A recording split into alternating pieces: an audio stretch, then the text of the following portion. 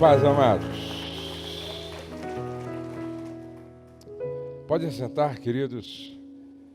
Glória a Deus.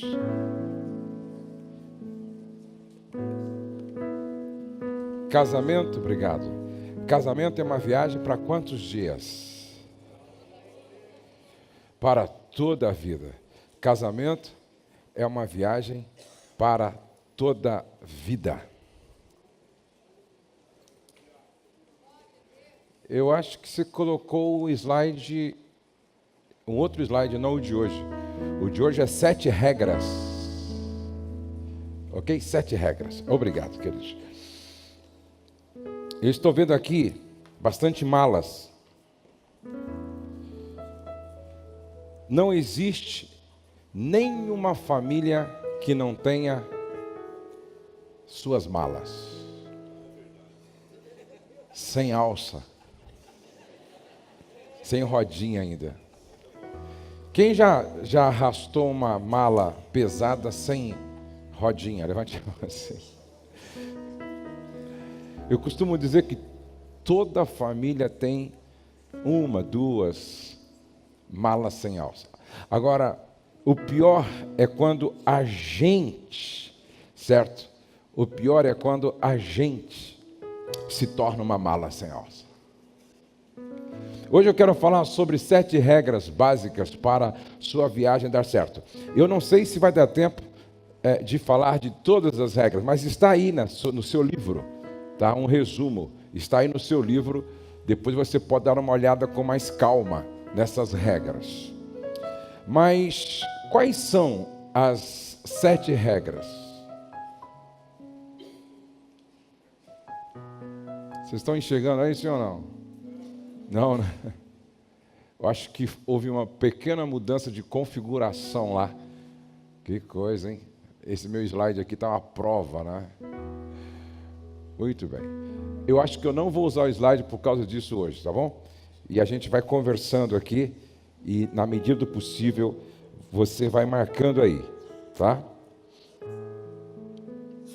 Eu não sei o que houve, porque, na verdade, o fundo é branco do slide e ficou com uma outra cor. Eu acho que houve desconfigurou, mas isso não é problema, tá? 7 regras para a sua viagem conjugal dar certo. Gênesis capítulo 1, verso de número 27 e 28, diz assim: Criou Deus, pois, o homem, a sua imagem, a imagem de Deus o criou. Homem, macho. Macho no hebraico é Ish. Olha que coisa interessante. Macho, no hebraico, o que é? Ish. Olha para o seu marido e diga assim: Ish. Isso é macho no original. Ish. E significa pontudo. Olha que coisa interessante. Significa pontudo. Fêmea, no original, é Isha, que significa côncavo. E a Bíblia diz que Deus fez macho, Ish, e fêmea, Isha, côncavo, pontudo e côncavo. Preste atenção que são diferentes. E Deus os abençoou e lhes disse. Qual é a primeira regra para que a sua... Arrumou aí?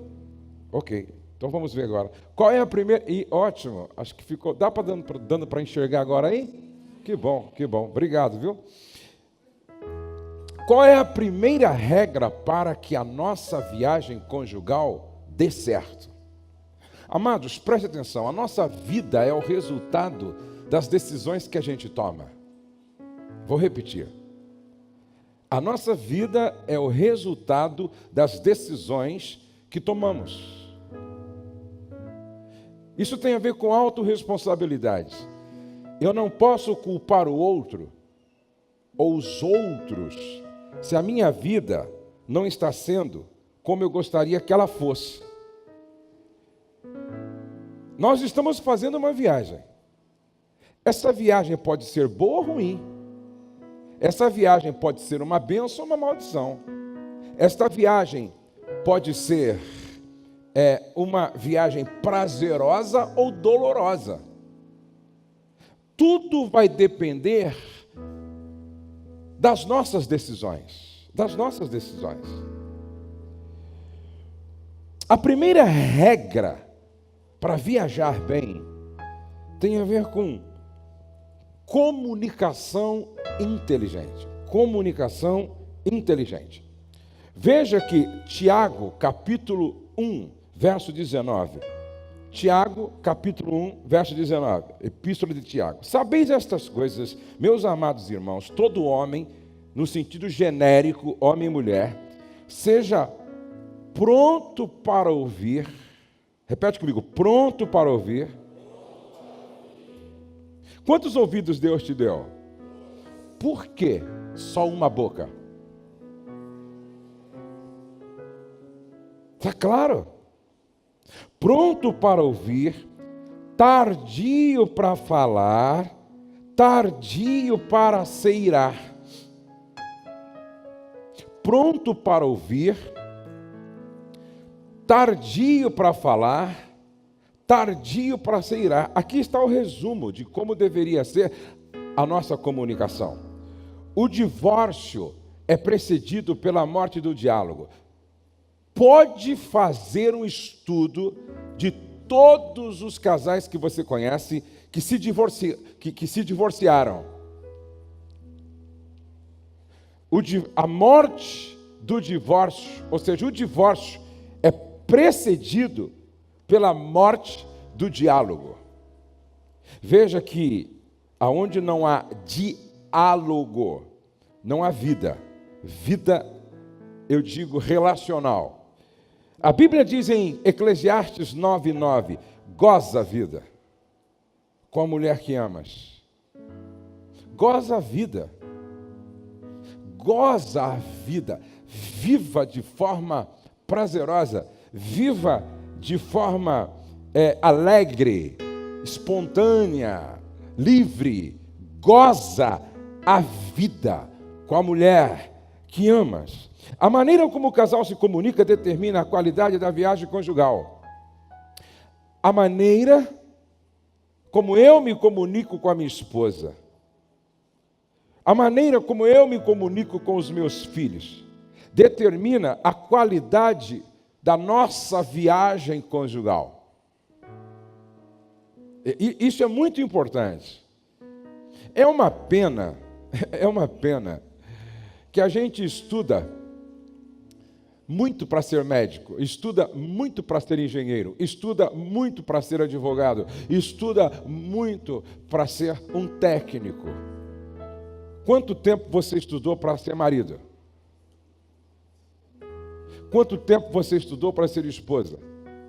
Quanto tempo você estudou para ser casal? Quanto tempo você estudou para ser família? Nós deveríamos estudar um pouco mais sobre comunicação. Porque se tudo depende do nosso sistema de comunicação, é um assunto que nós deveríamos conhecer muito bem. Muito bem. Eu conheço alguns casais que não conseguem conversar sobre um assunto complicado sem brigar. Não conseguem tratar de questões sérias sem confusão, sem brigar. Preste atenção que a falha na comunicação compromete a saúde do casamento, a saúde da família, o bem-estar de todos. 3 conselhos práticos para você se comunicar melhor. Primeiro conselho: construa um ambiente que favoreça a comunicação. Construa um ambiente. Isso não vem pronto. Não vem pronto. Tem que ser construído. Construa um ambiente que favoreça a comunicação. Como? Construa um ambiente com abertura, confiança e bondade. Repete comigo: abertura, confiança, bondade. Se houver abertura, confiança e bondade, teremos um ambiente muito propício para desenvolver uma comunicação saudável, inteligente. A Bíblia diz assim, em Efésios 4:32, sejam bondosos e compassivos uns com os outros. Sejam bondosos e compassivos uns com os outros, perdoando-se mutuamente, assim como Deus os perdoou em Cristo. A Bíblia diz que o amor é bondoso. Quem ama aqui? Levante a mão. Quem ama? Quem ama mesmo? Esposa, o cônjuge, filho? Levante a mão. Então você é bondoso. Então você é bondosa. Agora veja que coisa interessante. A bondade é o amor em ação. A bondade é o amor em ação. A bondade é o amor em ação. O amor lhe faz bondoso. E a bondade lhe faz agradável. Se eu amo, logo eu sou bondoso.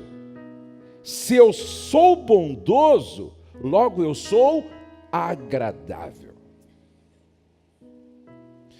Há uma pergunta que eu sempre faço em uma palestra. Na verdade, é um tópico de uma mensagem que eu prego. 5 perguntas reveladoras. E uma das perguntas é essa: você faz falta? Se você morresse hoje, que falta faria? Isso é uma pergunta que requer reflexão. Se você morresse hoje, que falta você faria? A pergunta é: se parassem o carro da família agora, existencial, para você descer, para que a viagem continuasse sem a sua presença, que falta a família, ou seja, que falta você faria para a família nessa viagem? Você faz falta? Se eu amo, logo sou bondoso. Se eu sou bondoso, minha presença é agradável. A comunicação é melhor aprendida quando é aberta, honesta e no ambiente não agressivo. Repete comigo: ambiente não agressivo. Outra vez: ambiente não agressivo. 4 ingredientes principais da bondade. Vamos ver quais são os 4 ingredientes principais da bondade. O primeiro é gentileza. Repete comigo: a bondade gera gentileza. Repete comigo: gentileza é filha da bondade. Uma das tarefas, lá na casa de recuperação de casamentos, quando termina o tratamento, cada casal recebe 7 envelopes com 7 lições de casa. E uma das lições que eu dou para os casais é estudar sobre gentileza por um período. Eu dou um texto para estudar sobre gentileza. Como seria o mundo se as pessoas fossem mais gentis umas com as outras? Qual é o perfil de um marido gentil? Marido gentil, ele abre a porta do carro para a esposa entrar. O marido gentil, de madrugada não deixa a esposa levantar, é ele quem levanta para buscar a água. O marido gentil, vez ou outra, ele prepara o café colonial enquanto a esposa dorme até mais tarde.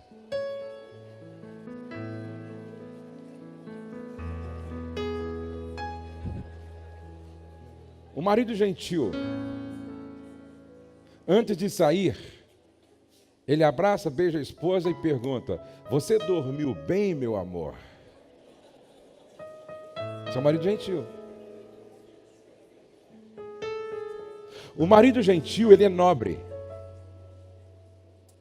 E porque ele é nobre, sua presença é agradável. E porque ele é agradável, faz muita falta. De 1 a 10, que nota você daria para você mesmo, irmão, na área da gentileza?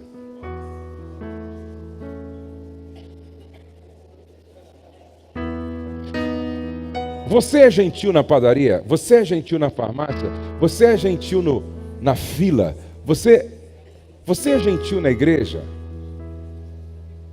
Você é gentil na vizinhança? Você é gentil no trabalho? Preste atenção, preste atenção. Você não precisa ser um espinho aonde quer que você chega. Um ponto da minha filosofia de vida. Quem chegar perto de mim tem que sair melhor. Esse é um ponto da minha declaração de missão pessoal. Quem chegar perto de mim tem que sair melhor. Não dá para viver assim se a gente não estudar um pouco mais sobre gentileza. Pessoas gentis vivem mais. Pessoas gentis vivem melhor. Pessoas gentis têm menos possibilidade de morrer do coração, com úlcera no estômago. Porque tudo isso é resultado de estresse. Você é gentil no trânsito? Se outro buzina, você... Por favor, querido, Deus te abençoe. Você é gentil?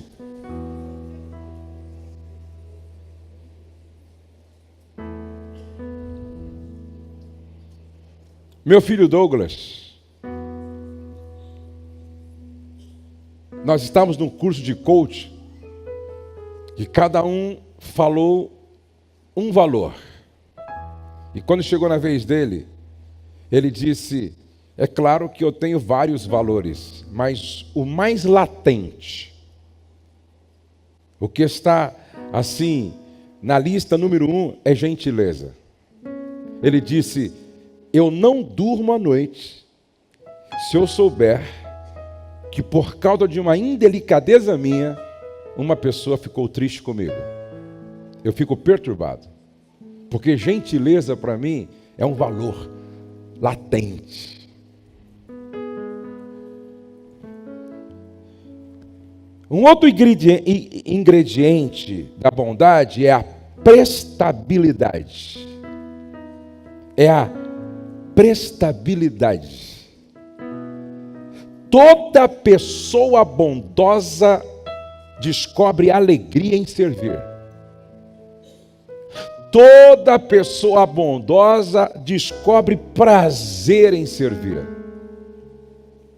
Toda pessoa bondosa é prestativa.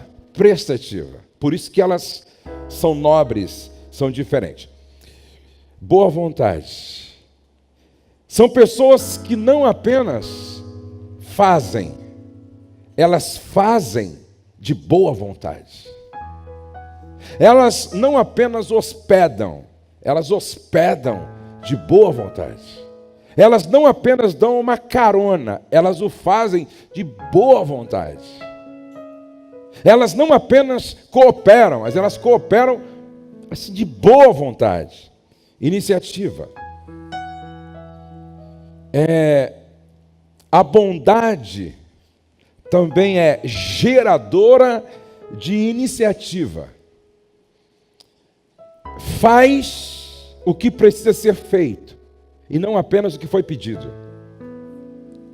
Toda mulher, todo homem sonha estar ao lado de alguém que tenha iniciativa. Iniciativa. Amados, o que mais está faltando hoje em muitas pessoas é iniciativa. É fazer o que precisa ser feito. É proatividade. Então, preste atenção. O amor me faz bondoso. E a bondade faz de mim uma presença agradável. E aí sim eu começo a fazer falta. Você é uma pessoa bondosa? Como os teus filhos te veem? Como o teu cônjuge te vê? Como os teus pais te veem? Como o sogro e a sogra te vê? Como os cunhados te veem? Agora veja que o ambiente não agressivo depende disso aqui, ó. Longe de vós toda amargura e cólera, e ira, e gritaria. Escreve uma frase que eu gosto muito aí. Os gritos começam quando termina a inteligência. Os gritos começam quando termina a inteligência. O nobre não grita. O bondoso não grita. A bondosa não grita. Até porque é uma questão de inteligência emocional. Quando você grita, você perdeu a razão. Você perdeu a autoridade. Aquilo que é importante deve ser falado baixo, olhando nos olhos do outro. Os gritos começam quando termina a inteligência. Longe de vós toda ira, gritaria, blasfêmias e bem assim toda malícia. Antes sede uns para com os outros benignos, compassivos, perdoando-vos uns aos outros, como também Deus em Cristo vos perdoou. E aí, para que o ambiente não seja agressivo, também é necessário trabalhar só com a verdade. Por isso, deixando a mentira, fale cada um a verdade com o seu próximo, porque somos membros uns dos outros. Pergunto, a mão mente para a boca? Não. Os olhos mente para a boca? Não. Há uma sincronia no corpo, porque um membro não mente para o outro. Até porque, se mentir, é porque o cérebro não está funcionando como deveria, e aí há uma anomalia, uma disfunção. Aí tem que ir para o hospital, tem que ir para o psiquiatra. Esse é o sentido do texto. Assim como um membro do corpo não mente para o outro, e por isso há uma harmonia, uma sincronia nesta funcionalidade, ou no funcionamento, que seja assim na sua casa. Trabalhe só com a verdade, porque a confiança, que é a base de tudo, se constrói trabalhando só com a verdade. A alegria no casamento ainda está ligada ao nível diário de bondade expressada. A alegria no casamento está ligada ao nível diário de bondade expressada. Qual foi a bondade que você expressou, ou quanto de bondade foi expressada na sua relação conjugal e familiar hoje? Hoje.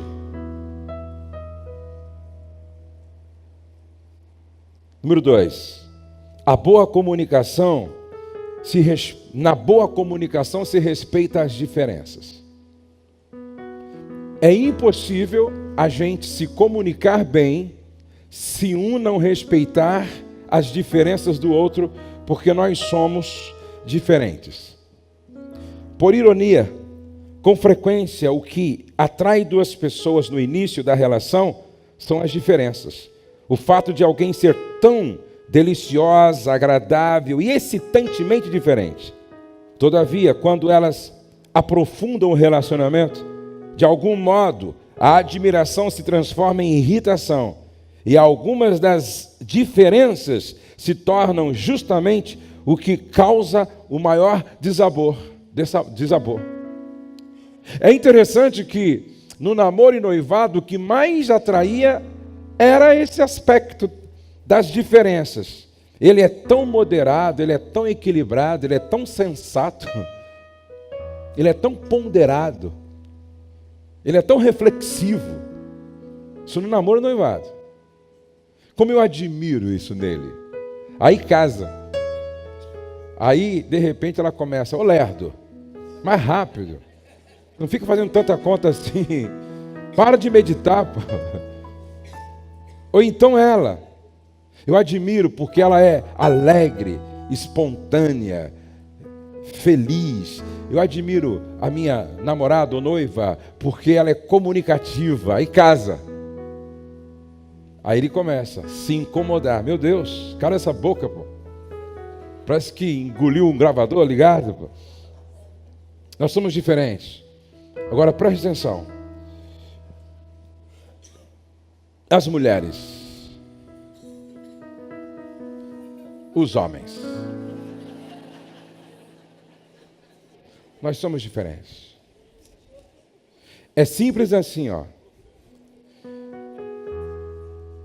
Uma mala assim, para viajar. Uma viagem de 3 dias. Seria a mala do homem ou da mulher? Muito bem. Uma mala assim. 3 dias. Seria uma mala para o homem ou para a mulher? Por quê? Porque nós somos diferentes. Presta atenção, nós somos diferentes. O que tem na carteira de um homem e o que tem na bolsa de uma mulher? Nós somos diferentes. Agora eu pergunto, a mulher é assim porque ela quer ser assim ou porque Deus a fez assim? Deus fez assim. O homem é assim, porque não, eu sou assim por pirraça mesmo, eu sou assim porque é para ser invocado mesmo. Ou foi Deus quem programou ele assim? Presta atenção. Agora, por favor, irmã, não queira que o seu marido seja igual a você, senão você vai ter ao lado uma mulher. E você casou com um homem. Não queira, irmão, ter uma mulher ao seu lado igual a você, senão você vai ter um macho.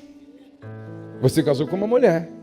Por isso que eu sempre falo, se chegar alguém para mim dizendo, não, o meu marido é delicado, o meu marido, ele é muito cuidadoso, ele faz até as sobrancelhas, ele passa e não sai sem esmalte, ele depila. Não, peraí.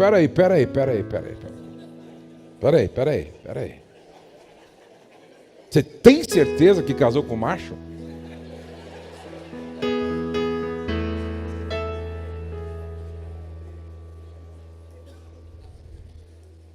Nós somos diferentes. Homem se comporta como homem. Mulher se comporta como mulher. Se vocês estão me entendendo, digam amém. Então vocês percebem aqui, ó, veja só. Quando uma mulher olha para outra, ela dá uma geral. Olha lá.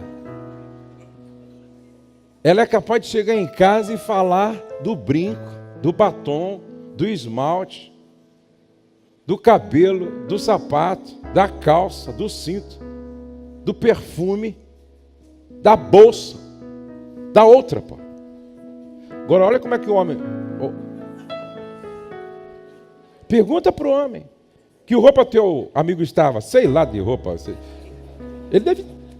Acho que estava de roupa, porque não ia sair na rua sem roupa, mas Nós somos diferentes. Vamos ver algumas diferenças então. A mulher fala, ou as mulheres falam o que estão sentindo, os homens falam o que estão pensando. Interessante. Uma outra diferença, olha lá que interessante. Os homens interpretam o que ouvem a partir de uma constituição de referência lógica. e as mulheres a partir de uma constituição de referência emocional. Presta atenção. Os homens interpretam o que ouvem a partir de uma referência, de uma constituição de referência lógica. Presta atenção. O homem não é como a mulher. Tudo na mulher passa pelo emocional. Tudo. A mulher é 100% emoção. Por isso, se a mulher não estiver bem emocionalmente, geralmente você fala A, ela entende B. Querem ver? Se a mulher não estiver bem emocionalmente, e você disser para ela assim, ó, meu amor, por que você não faz aquele penteado que você fez quando foi no casamento da sobrinha Joana? Sabe o que ela ouviu? Você está horrorosa. Não suporto mais olhar para a tua cara com essa juba que faz 1 ano que você não faz um penteado diferente. Até quando eu vou aguentar essa coisa na minha frente? Eu perguntei, ele disse isso sim ou não? Só que as nossas emoções funcionam como um filtro. Então, quando a sua esposa não estiver bem emocionalmente, cuidado com o que você fala. Porque ela pode ouvir uma coisa completamente diferente. Nós filtramos o que ouvimos a partir do nosso estado emocional. Agora, uma outra diferença. O homem fala para se afirmar e resolver problemas.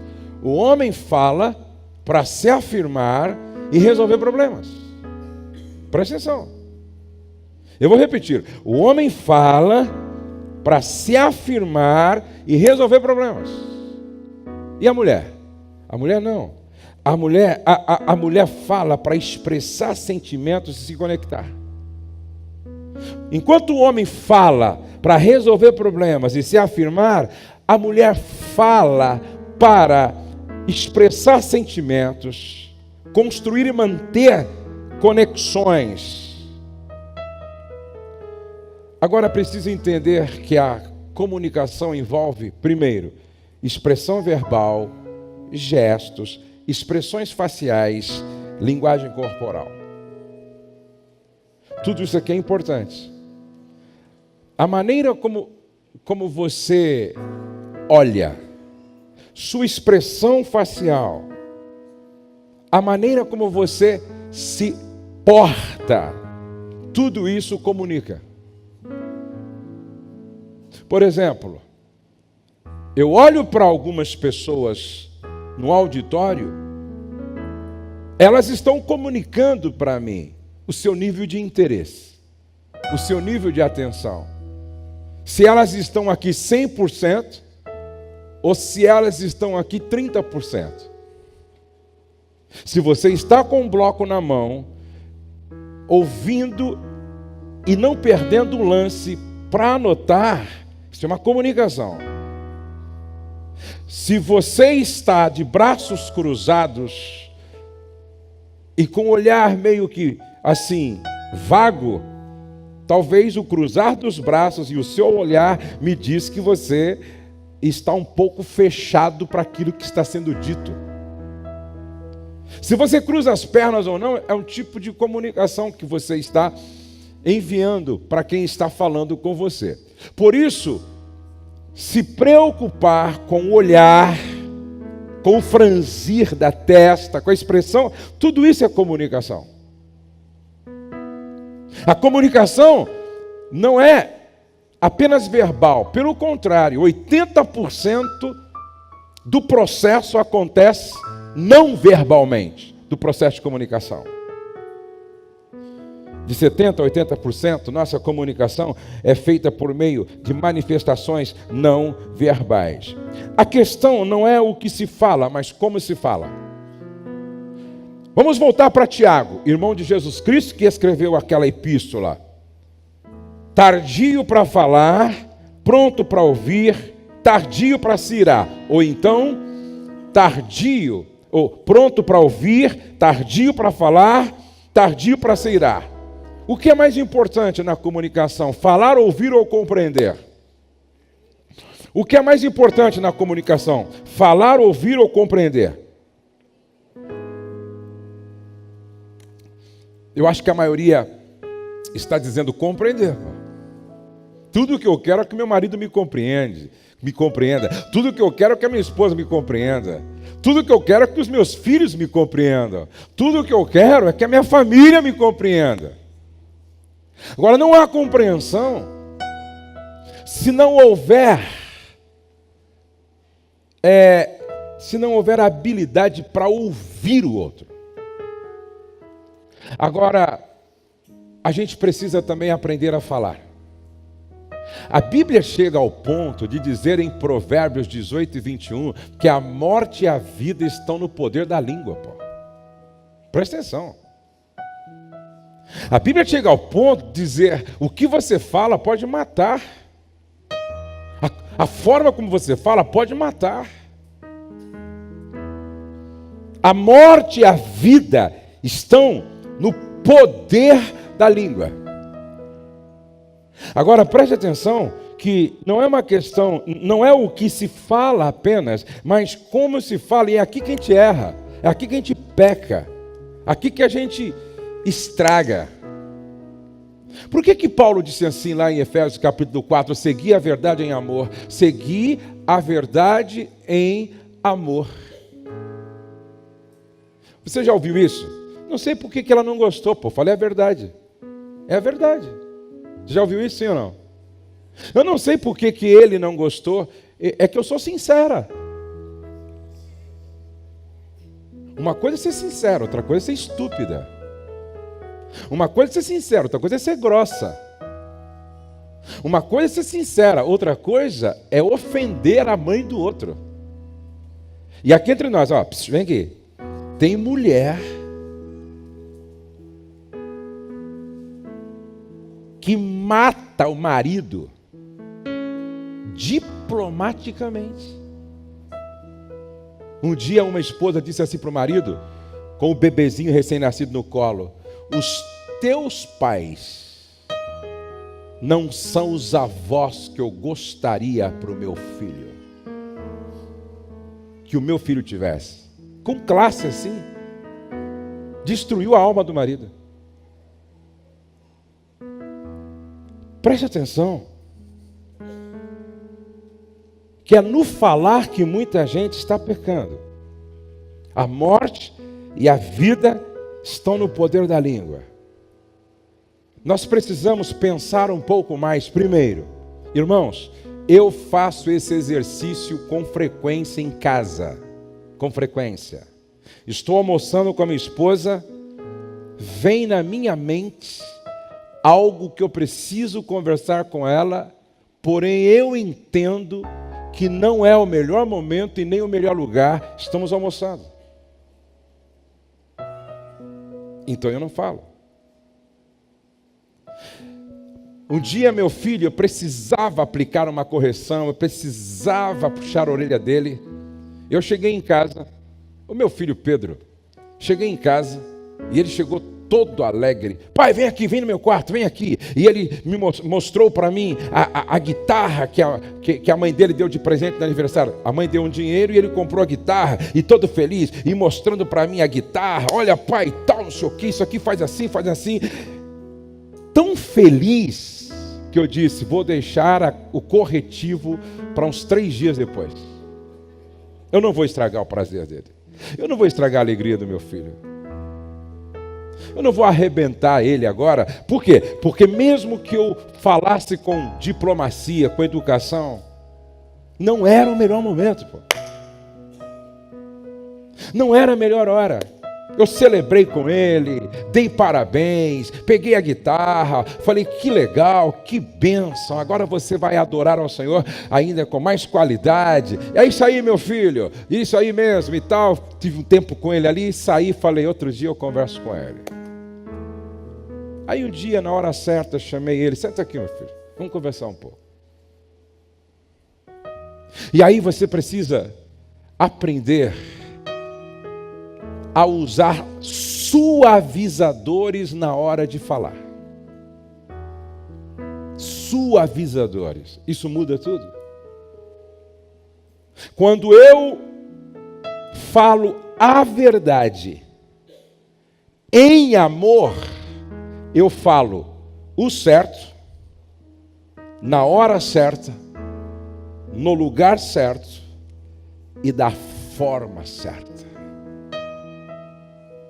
Ninguém tem o direito de expor nenhuma criança à vergonha. Escute isso, por favor. Ninguém tem o direito de expor nenhuma criança à vergonha. Esses dias o meu netinho estava dando um pouco de trabalho para comer, e aí eu vi meu filho fazendo algo interessante. Meu filho pegou o Davi no colo, levou lá no banheiro,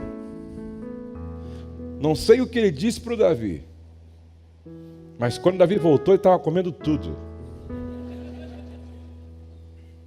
E é interessante que quando eu vi o Douglas passando com o Davi, na minha cabeça passou um filme quando eu fazia a mesma coisa com ele quando criança. Eu nunca expus os meus filhos à vergonha. Ou se eu fiz, pedi perdão. Nem um pai, nem uma mãe, ninguém tem o direito de expor o outro à vergonha. Por isso que a disciplina só é um ato de amor quando aplicada no lugar certo e da forma certa. A minha esposa um dia escapou e eu corrigi ela na frente dos outros, o que não é comum, talvez aconteceu 1 ou 2 vezes em 33 anos. E ela deu uma resposta para mim à altura. E depois, lá na privacidade, ela disse assim para mim: aqui no privado, você pode puxar a minha orelha quando for necessário, mas não me exponha a vergonha na frente de ninguém. Ela estava certa ou errada? Ela estava certa ou errada? Então preste atenção, essa comunicação. Isso é comunicação inteligente. Isso é comunicação inteligente. A questão não é o que se fala, mas como se fala. Como se fala. Guarde isso, irmão. O tom muda o sentido da frase.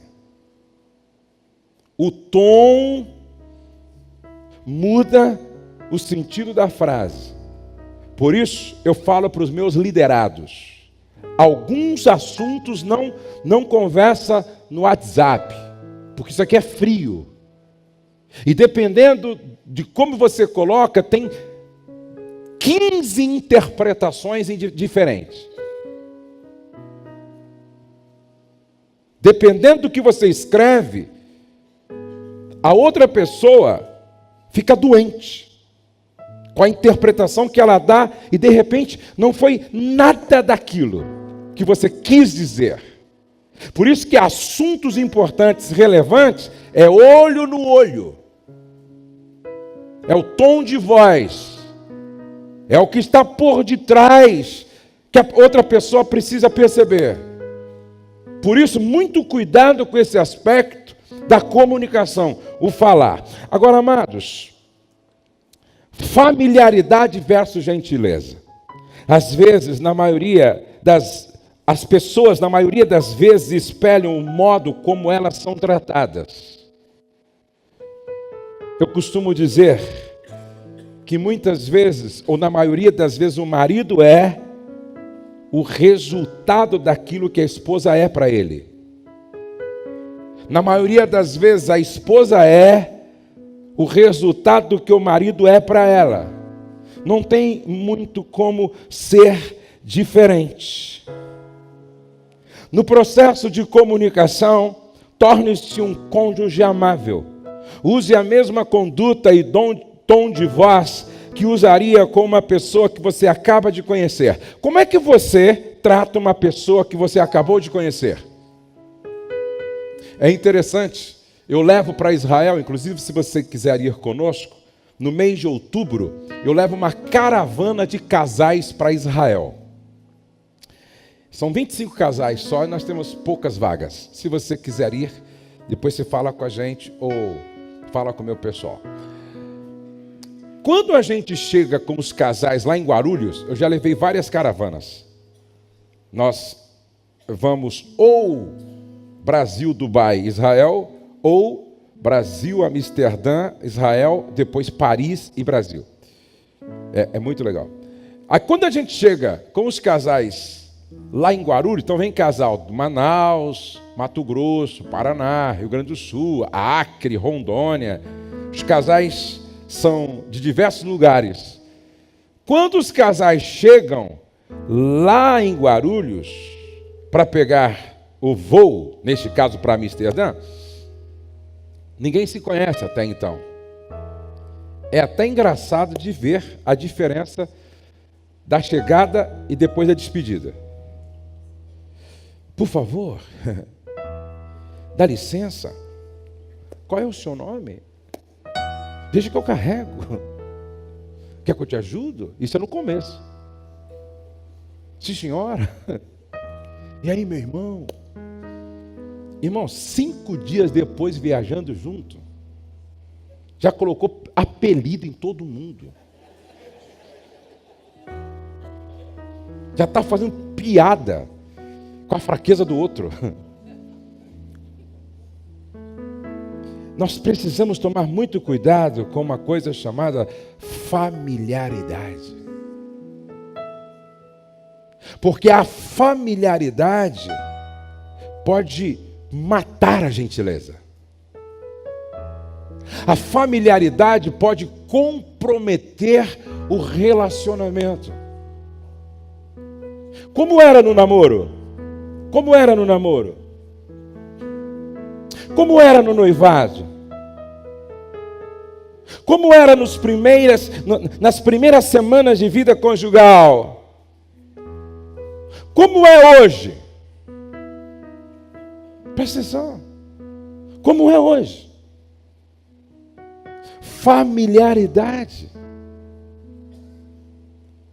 Por exemplo, tem alguns casais que dizem assim: não, pastor, lá em casa a gente é tão familiar que ele vai no banheiro e enquanto ele faz sua necessidade fisiológica do lado, eu escovo o dente do outro do lado, e aquele cheiro maravilhoso tomando conta do ambiente, está tudo certo. Tem alguns momentos no banheiro, irmão, que é só seu e de mais ninguém. Não é porque o casal se tornou tão íntimo que a gente não vai preservar a individualidade. Porque aí vai perdendo a graça mesmo. Aí vai perdendo a graça mesmo. Casais inteligentes crescem juntos em todos os aspectos e preservam esse aspecto da individualidade. Eu acho que aquela cena do vaso sanitário, o outro ainda com diarreia, aquilo ali é broxante.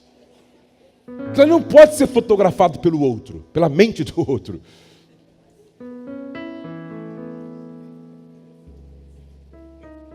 Até para jogar o papel higiênico no lixo, deve ser feito de forma inteligente, criteriosa, para manter o ambiente agradável. Para manter o ambiente agradável. A familiaridade não pode sacrificar a gentileza. Preste atenção. Como é que você trata quem acabou de conhecer e está na sua casa? Por favor, dá licença, senta. Você quer uma água? Como é que a gente trata os de casa? Como é que você trata a visita? Vocês já perceberam como o melhor a gente dá para os outros? Já perceberam? Melhor talher para os outros, melhor louça para os outros, melhor toalha da casa é quando vem alguém de fora. Pinta a casa para os outros. Aí, e para a família? Vai o rasgado, vai o quebrado, vai o de qualquer jeito. Ei! O melhor tinha que ser para a família, pô. O melhor tinha que ser para o casal. O melhor tinha que ser para os filhos. Eu já estive no Japão algumas vezes. O japonês pensa diferente de nós. Por exemplo, quando eu vou ao Canadá, você vê frutas maravilhosas, muitas vezes é o melhor do Brasil. Você vê um café maravilhoso, muitas vezes é o melhor do Brasil. E sabe como é que funciona no Brasil? O melhor a gente exporta, o pior fica aqui, para o mercado interno. Aí a gente compra o resto, porque o melhor está no Canadá, o melhor está na Alemanha, na Europa, o melhor está nos Estados Unidos. Essa é uma cultura errada. Lá no Japão, o melhor fica lá. O melhor primeiro é para lá. Nós deveríamos pensar em família diferente. O melhor tem que ficar aqui, ó. Se eu não estou tratando a minha esposa melhor do que eu trato as minhas funcionárias, tem coisa errada. Se eu não estou tratando os meus filhos melhor do que eu trato os membros da igreja, tem alguma coisa errada. Porque o melhor tem que ser para a minha casa. O melhor talher para casa. A toalha para casa. Por isso que a mulher sábia, às vezes em quando, ela prepara um jantar com tudo que tem de melhor. E quando o filho e marido chegam, mãe, vai ter visita? Não. Preparei para as pessoas mais importantes da minha vida, vocês, isso aqui é para nós. O melhor tem que ser para a família. O melhor tem que ser para o casal. Se vocês me entendem, eu digo amém. E é interessante que tem casa que só experimenta transformação quando recebe a visita de pessoas importantes. Nunca me esqueço de uma experiência. Eu fui ministrar numa cidade e cheguei lá, o irmão disse, eu quero ter o prazer de recebê-lo na minha casa. Geralmente eu fico no hotel, mas ele insistiu tanto que eu fui ficar na casa dele. Aí, eu e a minha esposa ministrando lá o seminário para casais, e eu me lembro que eles prepararam tudo, sempre assim, não é? Geralmente pinta o quarto, pinta o banheiro, troca o cobertor que era novo agora, as fronhas e tal, aí você vai para a mesa, tudo novinho, tudo legal, e aí, de repente, no domingo pela manhã, eu ouvi assim, gente lavando o quintal, não é? Aí quando eu fui para a cozinha um pouco mais tarde tomar café com a minha esposa, o marido com avental e ajudando a esposa, ele já tinha lavado o quintal, varrido lá, tal, quintal, agora estava ajudando a esposa na cozinha, e eu achei aquilo maravilhoso, eu falei, que casal inspirador. De repente a mulher chama a minha esposa atrás da porta e cochicha assim, eu estou tão feliz com vocês aqui, é a primeira vez depois de 20 anos de casada que meu marido me ajuda.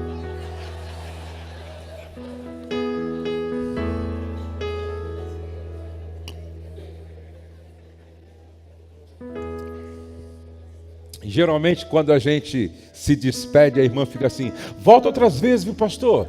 Toda vez que estiver na região, vem para casa, aqui, fica aqui, fica aqui.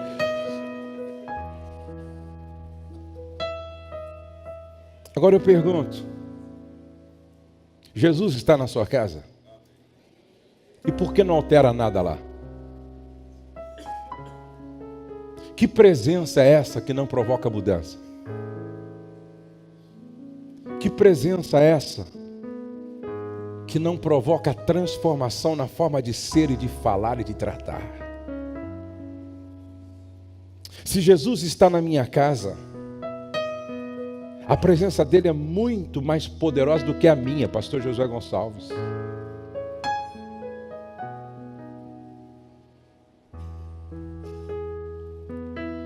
Regra de número 2. Depois da comunicação, para sua viagem dar certo, coloque inteligência nas suas emoções. Abra a sua Bíblia, por favor. Mateus, capítulo de número 5. Ou use as suas inteligências, a sua emoção de forma inteligente. Mateus, capítulo 5.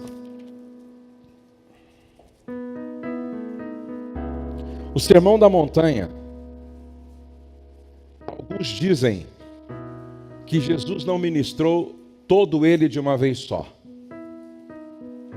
Alguns estudiosos dizem que o Sermão da Montanha é uma série de sermões ministrados por Jesus. O certo é que aqui está o código de ética para o cidadão do reino. Se você quer viver uma vida cristã plena, leia 30 vezes o Sermão da Montanha e decore ele. E pratique ele. Está tudo aqui. Por isso que Gandhi falou que se todos os livros do mundo se perdessem e sobrasse só o Sermão da Montanha, a humanidade não teria perdido nada. Porque tudo o que o homem precisa saber para viver de forma ética está aqui. E Jesus... Verso 1, vendo Jesus as multidões, subiu ao monte, e como se assentasse, aproximaram-se os seus discípulos, e ele passou a ensiná-los, dizendo: bem-aventurados humildes de espírito, porque deles é o reino dos céus. E é impressionante como o Sermão da Montanha, as bem-aventuranças, não começa com amor, mas com humildade. Quando Paulo fala das virtudes do fruto do Espírito, ele começa com amor. Mas quando Jesus fala sobre ser feliz, começa com humildade, com dependência absoluta de Deus. Verso de número 4, bem-aventurados que choram, porque serão consolados. Que choro é esse? Choro de arrependimento por causa dos seus pecados. E aí, esse arrependido que chora é consolado sendo perdoado. Bem-aventurados os mansos, porque herdarão a terra. Repete comigo. Bem-aventurado os mansos. Em outras palavras, Jesus estava dizendo assim: quer ser feliz? Primeiro seja humilde. Quer ser feliz? Reconheça seu pecado, confesse seu pecado, abandona seu pecado, chore arrependidamente para ser consolado com o perdão. Aí Jesus diz: quer ser feliz? Seja manso. Simples assim. Isso aqui é inteligência emocional. Jesus quer ser feliz? Seja manso. E quando você vai estudar etimologicamente esta palavra mansidão, a ideia é amansar um animal bravo.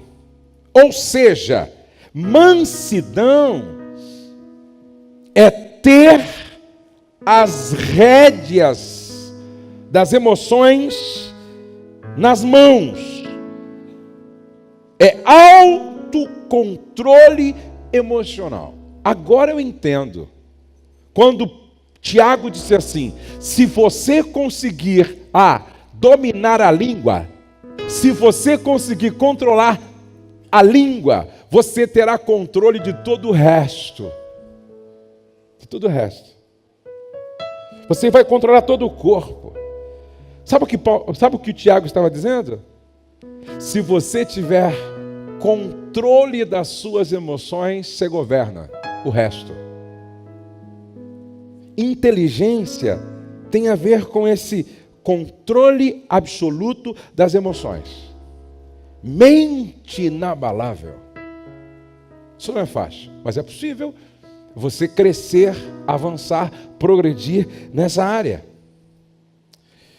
Veja como isso é sério. Olha o que Tiago falou. Pronto para ouvir? tardio para falar, tardio para se irar. Inteligência emocional. Provérbios 15:1. A resposta branda desvia o furor, mas a palavra dura suscita a ira. A resposta branda desvia o furor, mas a palavra dura suscita a ira. Inteligência emocional. Daniel Goleman, quem popularizou essa nomenclatura, inteligência emocional, a partir da década de 90, ele diz algo muito interessante. Ele diz o seguinte: 80% do seu sucesso ou do seu fracasso em qualquer área na vida depende de como você lida com as suas emoções. 80% do seu sucesso ou do seu fracasso em qualquer área da vida, inclusive no casamento e na família, depende do que você lida com as suas emoções. Por isso que hoje, nas grandes empresas, o seu comportamento está valendo mais do que o seu talento. O seu comportamento está valendo mais do que o seu currículo. Esses dias eu chamei um colaborador, que é um dos líderes agora do meu time, com dificuldade de se relacionar, faltando muita inteligência social. Eu chamei ele e disse: olha, você é tecnicamente excelente, mas a sua inteligência emocional está aquém daquilo que o nosso time precisa e prega. O seu comportamento é mais importante do que o seu talento. Porque não adianta você ser tecnicamente excelente, mas uma pessoa tóxica, que quando chega toxica o ambiente, emocionalmente falando.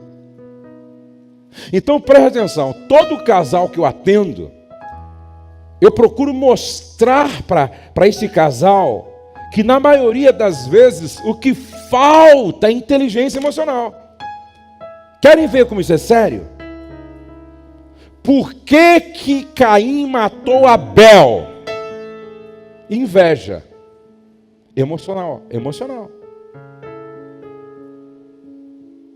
Por que Moisés, ao descer do monte, depois de 40 dias, ele está com as tábuas da lei? Gente, foi Deus quem escreveu as leis naquelas tábuas. Quando ele vê o que estava acontecendo no acampamento, aquele povo desviado, adorando um bezerro de ouro, a Bíblia diz que acendeu nele a ira, e ele não pensou duas vezes, e ele pega as tábuas da lei e quebra. E escrever de novo custou muito caro para Moisés. Emocional. Qual era uma das fraquezas de Sansão? Amar mulheres proibidas. Emocional. Falta de autocontrole nessa área sexual. Emocional. Por que Herodias mandou ou pediu a cabeça de João Batista? Porque ela não conseguia perdoar João Batista. Emocional. Preste atenção. Uma pessoa que não sabe lidar com as suas emoções mata o irmão por causa da inveja. Uma pessoa que não sabe lidar com as suas emoções, no caso da ira, quebra o que Deus fez, destrói o que Deus escreveu. Qual era o problema de Saul? Saul tentou matar Davi, homem segundo o coração de Deus. Ou seja, o liderado começou a ser admirado e aplaudido mais do que o líder. E o ciúme doentio de Saul fez com que ele perseguisse Davi, quase até matá-lo. Não matou porque Deus guardou Davi. Para o problema, ciúme. E ciúme é emocional. Percebe? Por isso que quando eu estou tratando de um casal, que na maioria das vezes o problema é emocional, eu digo, vocês vão sair daqui e vocês vão procurar um curso de inteligência emocional. Vocês vão sair daqui, vocês vão ouvir no YouTube tudo sobre inteligência emocional. Vocês vão sair daqui e vocês vão ler tudo sobre inteligência emocional. Porque muitas vezes o casamento tem tudo para dar certo. Eles só não são os dois emocionalmente inteligentes. Olha o que a Bíblia diz. Vale mais ter paciência do que ser valente. É melhor saber se controlar do que conquistar cidades inteiras. Existem dois tipos de pessoas no mundo: as pessoas nutridoras e as pessoas tóxicas. Quem são as pessoas nutridoras? As que sabem lidar com as suas emoções. Obras da carne, toxinas emocionais. Fruto do espírito, saúde emocional. Controle emocional. As pessoas que não sabem lidar com as suas emoções se tornam tóxicas. As pessoas que sabem lidar com as suas emoções se tornam nutridoras, nutritivas. A Bíblia diz: a resposta branda desvia o furor, mas a palavra dura suscita a ira. Ou seja, a maneira como eu respondo diante de situações difíceis revela muito como eu lido com as minhas emoções. A maneira como eu respondo em momentos estressantes revela muito como eu lido com as minhas emoções. Olha o que a Bíblia diz, Provérbio 17, 27. Quem controla as suas palavras é sábio, e quem mantém a calma mostra que é inteligente. Essa palavra é poderosa. Quem controla as suas palavras é sábio. E quem mantém a calma mostra que é inteligente. Mostra que é inteligente. Como vai o seu nível de irritabilidade? Como vai o seu nível de irritabilidade? Hoje pela manhã eu falei aos pastores que nós não podemos espiritualizar tudo. Inteligência emocional ou autocontrole emocional não é só uma questão de conhecimento como funciona tudo, certo? Não é só uma questão de neurociência. É uma questão de sono. Por exemplo, se você não dorme 8 horas, 7 horas, e nesse período o seu sono não atinge o sono REM, você tem tudo para no outro dia se tornar uma pessoa insuportável, mal-humorada, expressão facial carrancuda, essa cara de maracujá de gaveta. E não espiritualiza não. O capeta está furioso, parece que eu estou endemoniado hoje, hein? Você não dormiu bem, você não está dormindo bem. Por isso eu aconselho todo mundo passar pelo médico do sono se está com problema nessa área. Segundo, o que você está comendo? Qual é a sua dieta? A minha dieta, aquilo que eu como, também pode alterar a produção dos hormônios que tem a ver com o meu bem-estar, dopamina, serotonina, ocitocina. O que nós estamos comendo? Por exemplo, eu venho fazendo uma campanha contra refrigerante, porque é veneno. Toda vez que você for tomar um refrigerante, lembre-se, você está tomando veneno. E veneno mata. veneno mata. Está provado isso. Vai no YouTube, coloca assim, Laí Ribeiro, refrigerante água, vai. Coloca lá alguma coisa assim. E não é só ele. Todos os nutrólogos falam isso. O nosso pH é acima de 6,5, 7. pH do sangue. Quando você toma um copo de refrigerante, descontrola de tal forma o pH do sangue, que para você regular, em seguida você deveria tomar 30 copos de água. E o excesso de refrigerante, o excesso, com o passar do tempo, no homem, compromete a libido, a ereção e o orgasmo. Aí, irmão, não vai dizer que é o diabo. Aí um dia o irmão disse assim para mim, pastor, um pastor ainda, pastor, eu não consigo me libertar da Coca-Cola. Eu disse, se você não consegue dizer não a uma coca, e para o diabo, que é muito mais complicado. E para outras questões que é muito mais complicado. Peraí, gente, autocontrole. Eu gosto de muita coisa, mas eu tenho que ter o poder do não positivo.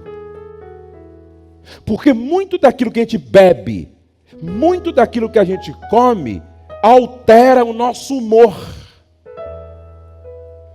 Você está praticando sexo?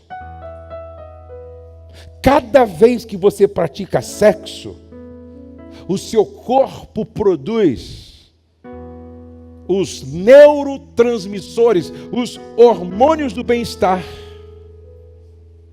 Por isso que todo homem que fica longos períodos sem sexo, ele vai ficando nervoso, irritado, mal-humorado. Deus sabe o que faz, gente.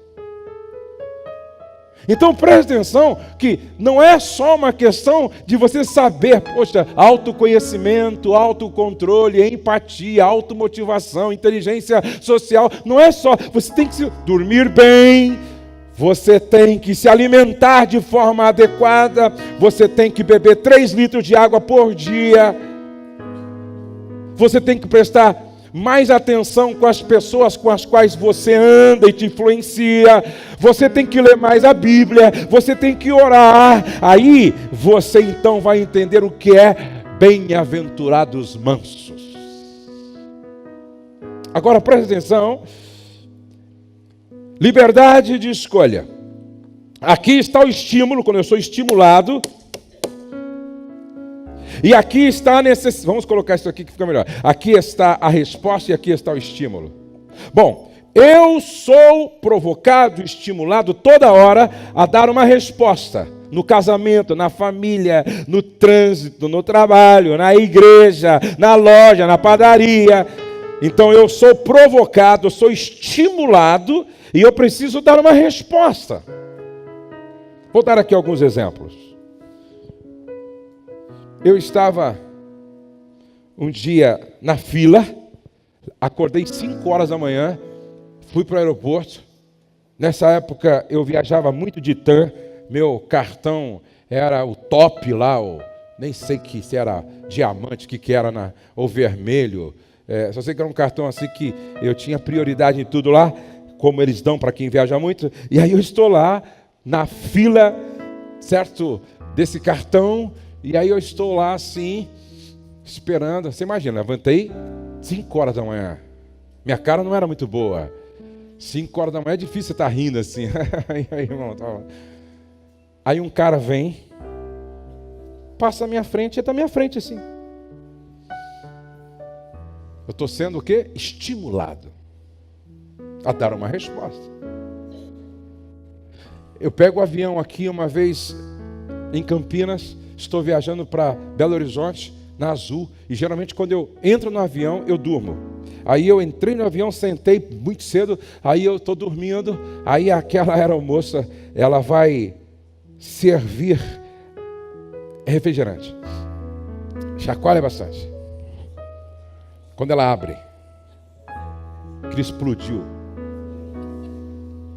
e caiu só em mim. Eu acordei assim, meu Deus, está chovendo aqui, está chovendo aqui, está chovendo.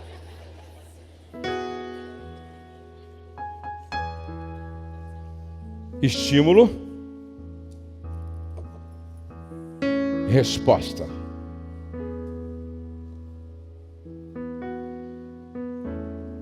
Um dia o irmão percebeu que do fundo do quintal dele, todo dia tinha lixo. Ele não sabia de onde vinha. Um dia, quando ele está indo mais uma vez olhar o quintal, ele percebe que do outro lado tem uma lata levantando assim. Ó.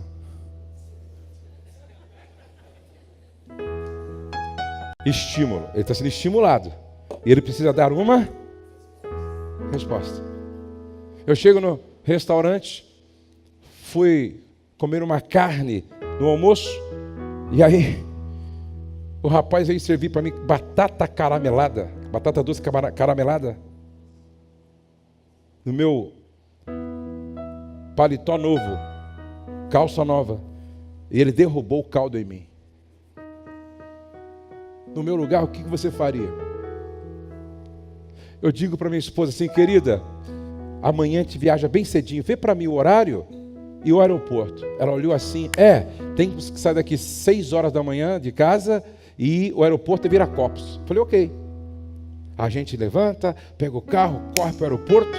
Quando eu chego no aeroporto, que estou indo na direção do balcão lá, da Azul, perguntei para ela, dá uma confirmada para mim aí, querida. Quando ela olha, diz, Jô do céu. Não é esse aeroporto. É Guarulhos.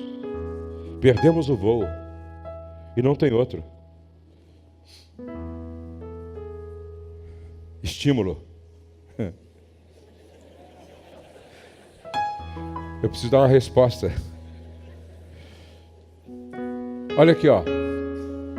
Repete comigo, estímulo e resposta. Entre o estímulo e a resposta existe um espaço onde você tem liberdade de escolha. Repete comigo, a decisão é minha. Entre o estímulo e a resposta existe um espaço. Nesse espaço repousam a nossa liberdade e o poder de escolher a resposta. Em nossa resposta se encontra o nosso crescimento e a nossa liberdade. Preste atenção aqui, ó. Isso aqui é chave. Aqui mora a tua alegria ou tristeza. Aqui mora a tua felicidade ou infelicidade. Aqui mora a tua bênção ou a maldição. Aqui está a sua vitória ou a sua derrota. Agora preste atenção. A viagem conjugal seria melhor se as pessoas agissem conforme seus mais profundos valores. Repete assim: não é o que eu sinto, são os meus valores. A resposta não pode ser dada com base no que eu estou sentindo. Preste atenção. A resposta não pode ser dada com base no que eu estou sentindo. Senão eu dou um tiro. Senão eu agrido. Senão eu amaldiçoo. Senão eu jogo o carro em cima. A resposta não pode ser dada com base no que eu estou sentindo. Porque eu não sou governado pelo que sinto. Sou governado pelo que creio. Ou seja, a resposta tem que ser dada com base em valores. Qual é um dos nossos valores? Gentileza, nobreza, priorizar o outro. Preste atenção. A viagem conjugal seria melhor se as pessoas agissem conforme seus mais profundos valores, em vez de reagirem à emoção ou à circunstância do momento. Todos precisamos de uma tecla chamada pausa. Algo que nos possibilite parar nesse intervalo entre o que nos acontece e a nossa reação e escolher a nossa resposta. Pergunto, quem escolhe a resposta, o outro ou você? Quem escolhe a resposta, o outro ou você? Você. Ou seja, eu. É eu que escolho, não é o outro. Aí a Bíblia diz, a resposta branda desvia o furor. Bem-aventurado os mansos.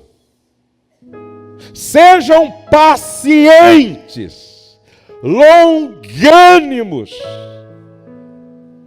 Esforcem-se em amor para preservar a unidade. Então aqui, ó, repete comigo: estímulo, resposta, pausa. Repete comigo: pausa. Criando uma tecla chamada pausa. Qual é a tecla que nós vamos criar na nossa mente hoje? A tecla da... Dá um pausa bem assim. Pausa. Vamos lá. Só as mulheres. Só os homens. Você chega em casa atrasado, o almoço não está pronto, e a esposa diz, vai ficar pronto daqui a 40 minutos, você vai aplicar, vai teclar que tecla?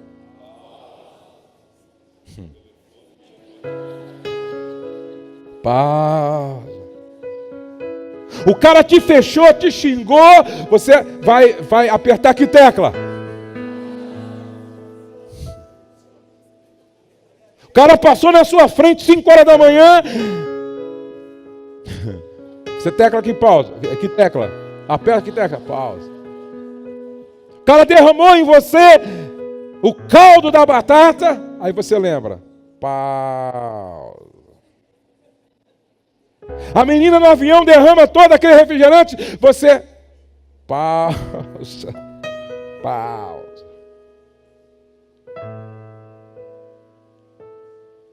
Desenvolva a capacidade de parar. Repete comigo. Desenvolva a capacidade de parar. Desenvolva o hábito de fazer uma pausa para escolher respostas mais sábias. Fiquei olhando para a moça assim, contando. 1. Com a tecla apertada. Converte essa mulher, Senhor. 2. Me segura, Senhor. 3. Bem-aventurados mansos. 4. Eu carrego o nome de Jesus. 5. E se ela for na igreja e estiver pregando lá? 6. Quem chegar perto de mim tem que sair melhor, apesar do erro. 7. Eu posso glorificar ao Senhor aqui com a minha atitude de mansidão. 8. Eu vou perdoar essa mulher. A resposta branda desvia o furor. E ela depois fica assim: o senhor não vai brigar comigo? O senhor está com a vontade de me xingar, não está não? Provocando mesmo. Eu disse: você fez a propósito ou foi acidente? Não, foi acidente. Quem não erra está perdoada. Sabe o que aquele irmão fez quando viu o cara com o lixo? Levantando, tentando jogar o lixo? Tinha uma escada perto, ele pegou a escada, colocou rápido, subiu a escada, e o cara deu de cara dele assim, ó, pô!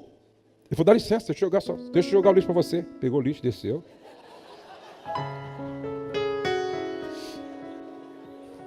Devolveu para o cara. Repete comigo: vence o mal com o bem. Isso é a Bíblia. Paulo diz: vence o mal com o bem.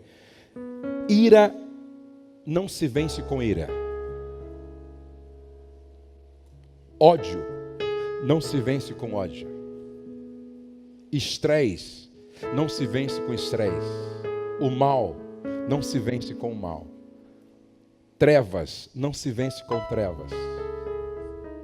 A gente sempre vai vencer o mal com o bem. Deus está nos trazendo aqui hoje para processar em nós mudança, metanoia, mudança de mentalidade. A chave está na sua mente. Mude a sua forma de pensar. Quem tem autocontrole das suas emoções domina, governa. é feliz, vive mais, tem menor probabilidade de morrer do coração, ter problema de úlcera e câncer. Porque a maioria das pessoas que têm câncer desenvolveu por causa do estresse. Está provado, emocional, somatizou. Quem quer viver melhor e muito aqui? Levante a mão assim, por favor. Então, para de ser chato, irmão. Para de ser chato, irmão. Relaxa, pô. Não decida com base em que você, no seu sentimento. Decida com base em valores do Evangelho. A partir de hoje, quando você estiver diante de uma situação difícil, qual é a tecla que você vai apertar? Outra vez. Aí você vai contar no mínimo até 10, fazendo uma pergunta. Em meu lugar, o que faria Jesus? Simples assim. Em meu lugar, o que faria Jesus? Eu pedi suco de laranja, sem açúcar, e ele me trouxe com açúcar. E quando eu pedi o segundo, tinha acabado a laranja. Aí você aperta a tecla chamada faz qual a pergunta? Em meu lugar, o que faria Jesus? Muda tudo. Repete para a pessoa, diga para a pessoa ao lado, se você mudar, tudo vai mudar ao seu redor. Se você mudar, tudo vai mudar ao seu redor. Antes de orar,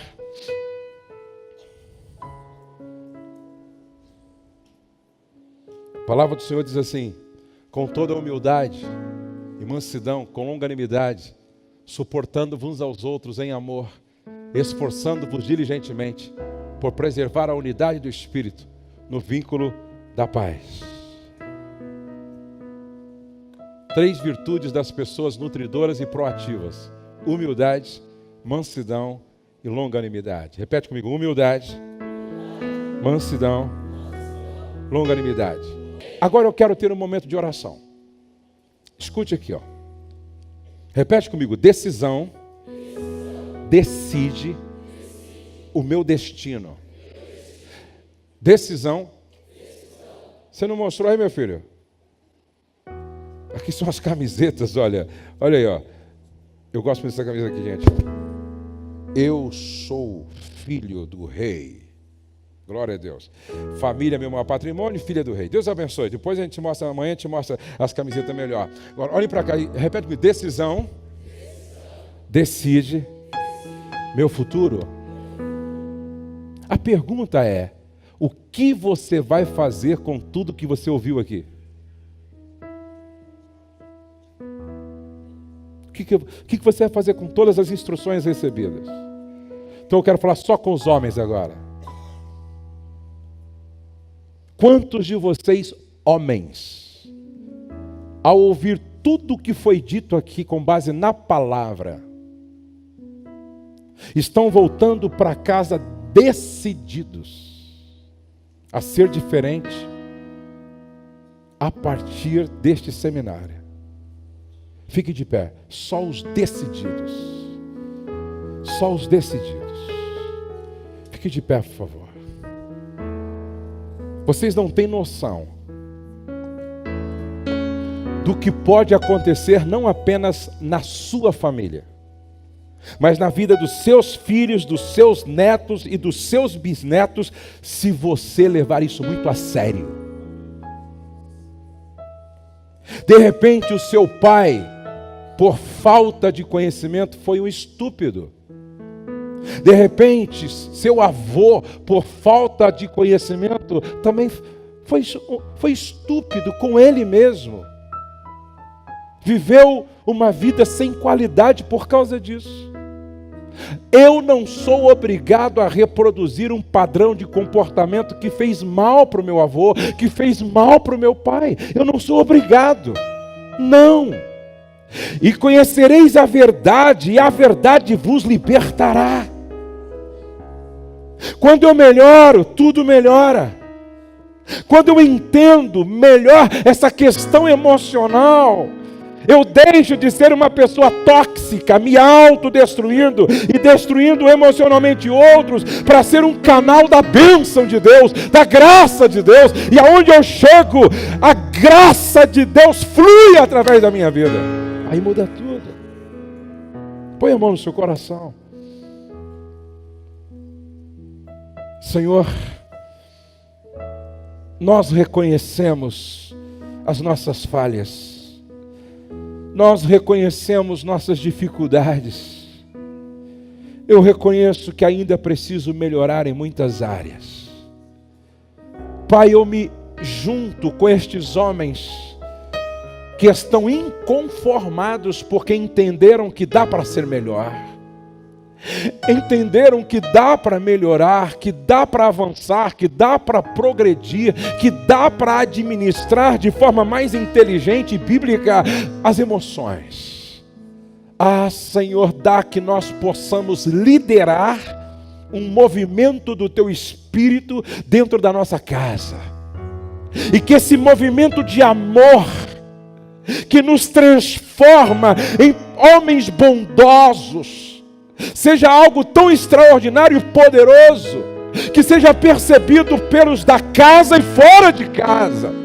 Nós não queremos sair daqui do mesmo jeito, nós não queremos sair daqui da mesma forma, nós não queremos viver como ontem, porque nós queremos amanhã ser uma pessoa melhor daquela que somos hoje, porque esse é o propósito do Evangelho. Que nós, como luz da aurora, possamos a cada dia brilhar um pouco mais, brilhar um pouco mais, brilhar um pouco mais, até alcançar, até sermos como um dia perfeito. Trabalhe em mim, trabalhe em nós.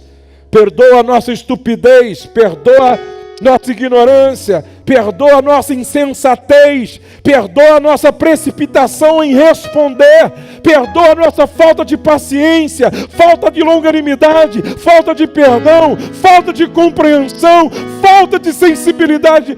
Perdoa-nos, Senhor, e nos ajuda a ser diferente a partir de hoje. Aonde quer que nós estivermos, nós queremos glorificar o Teu nome. Nós queremos dar testemunho do Evangelho. Nós queremos influenciar pessoas com um comportamento que manifeste graça e não desgraça. Aonde quer que nós chegarmos, que brilhe em nós a Tua luz e no nosso comportamento. No nome de Jesus. Amém, Senhor. Pode ficar, pode sentar, querido, obrigado. Agora eu quero que só as mulheres decididas a mudar a partir de hoje. Fique de pé, por favor. Só as mulheres decididas a ser melhor a partir de hoje. Só as mulheres decididas a criar uma tecla chamada pausa a partir de hoje. Só as mulheres decididas a ser canal da graça e da bênção de Deus. O homem tem autoridade. A mulher tem poder de influência. O homem governa, mas é a mulher quem edifica. Presta atenção. O homem governa e a mulher edifica. Uma mulher sábia pode fazer da sua casa uma extensão do céu. Uma mulher sábia pode extrair do marido valores de valor incalculável. Uma mulher sábia pode ser a arca que protege a família dos dilúvios da vida. Por isso, irmã, o seu papel é preponderante, decisivo e extraordinário.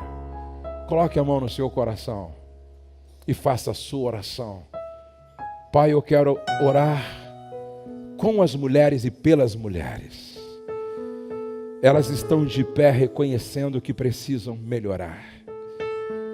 Muitas delas, ultimamente, estão com os nervos à flor da pele.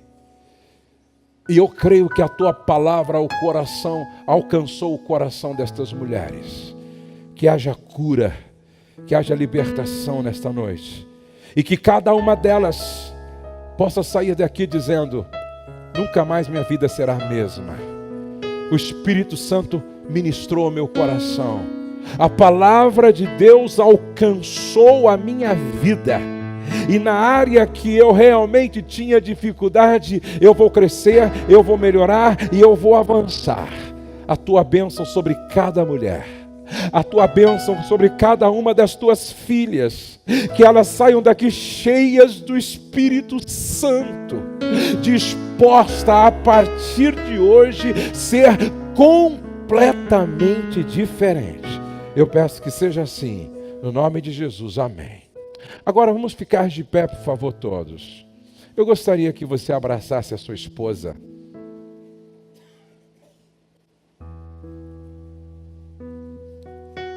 Senhor, louvado seja o teu nome por cada casal. Que a partir de hoje, cada um possa entender as diferenças. E que haja maturidade para conversarem, mesmo sobre assuntos complicados e delicados, sem brigar, sem guerra, com autocontrole. Que cada um saiba contar até 10 orando, para que esta atitude demonstre que todos estão submetidos à tua vontade e ao controle do teu Espírito Santo. Que a nossa casa seja uma extensão do céu e que o nosso lar seja o melhor lugar do mundo para a gente estar. Faz de cada mulher agente de transformação na vida do marido e faz de cada marido agente de transformação na vida da mulher. E assim, em nós o teu nome vai ser glorificado. Em nome de Jesus. Amém e amém.